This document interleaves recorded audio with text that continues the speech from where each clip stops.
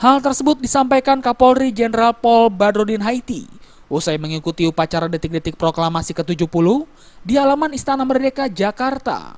Kapolri mengatakan bahwa tim pencarian dan penyelamatan atau tim SAR, tim mendukung, atau tim gabungan akan mengutamakan penyelamatan para korban jatuhnya pesawat Trigana Air Service jenis ATR-42 dengan nomor registrasi PKYRN nomor penerbangan IL-267 rute Jayapura Oksibil yang mengalami kecelakaan pada Minggu kemarin. Kapolri pun membenarkan bahwa pesawat Trigana Air yang diduga mengalami kecelakaan telah ditemukan.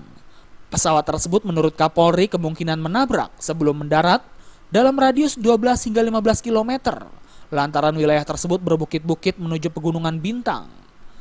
Kapolri menyebutkan bahwa pihaknya juga siap mengirim tim Forensic Disaster Victim Identification atau DVI dan DNA untuk bisa membantu mengidentifikasi apabila keperluan jika nantinya terjadi korban jiwa. DVI dan DNA untuk bisa membantu mengidentifikasi kalau misalnya terjadi korban yang tidak bisa teridentifikasi.